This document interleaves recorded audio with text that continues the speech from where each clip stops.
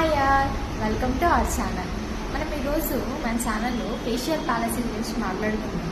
ఈ మధ్య నేను తరచుగా చేసిన కేసెస్లో ఎక్కువగా ఫేషియల్ పాలసీ కేసెస్ చూశాను.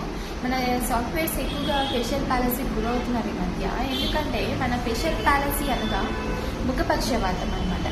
ఇది ఎందుకు వస్తుంది ఎక్కువగా, దీని కాజెస్ ఏంటి అంటే ఎక్కువగా చల్లగాలికి ఉన్న వాళ్ళకి అండ్ ఎక్కువగా ఏసీకి మన ఫేస్ని చల్లగాలికి మన ఇయర్లో చల్లగాలి ఎప్పుడైతే వెళ్తుందో అప్పుడు మనం ఈ ఫేషియల్ పాలసీ అని ముఖపక్షవాతం అనేది చూస్తూ ఉంటాం అన్నమాట.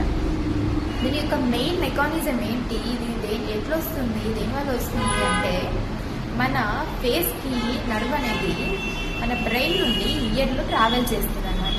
అప్పుడు మనం ఎక్కువగా చల్లగాలికి కానీ మనకి తరచుగా జలుబు చేసినప్పుడు, కోల్డ్ చేసినప్పుడు, మనం చల్లగాలికి తిరిగినప్పుడు, ఏసీలలో ఉన్నప్పుడు మన చెవులో ఉన్న చిన్న స్పేస్లో ఆ వాటరీ సబ్స్టెన్స్ అంటే చెమ్మలాగా నీరులాగా ఫామ్ అవుతుంది అనమాట.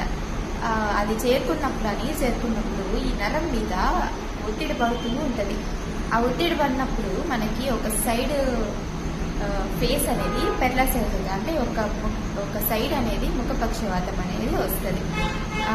అందుకే మన పెద్దవాళ్ళు ఎప్పుడు చెప్తూ ఉంటారు, ఎక్కువ చలికి వెళ్ళకండి, చలికి వెళ్ళినప్పుడు చెవులో కాటన్ పెట్టుకోండి, దూద్ అనేది పెట్టుకోండి, మనం ఏసీలలో కూడా ఎక్కువ స్పెండ్ చేయకూడదు అనేసి చెప్తూ ఉంటారు. ఇంకా మనము దీని సింటమ్స్ ఏంటి, దీని ప్రికాషన్స్ ఏం తీసుకోవాలి, దీనికి ట్రీట్మెంట్ ఏమి ఇవ్వాలి, నెక్స్ట్ వీడియోలో చూసేద్దాం. ఎందుకంటే మనకి పేషెంట్ ఉన్నారు ఫేషియల్ పాలసీ వాళ్ళ క్లినిక్లో, ఆయన ఒక పర్మిషన్ తీసుకొని మీకు ఫేషియల్ పాలసీ ట్రీట్మెంట్ ఏంటని లైవ్లో చూపిస్తాను. బాయ్.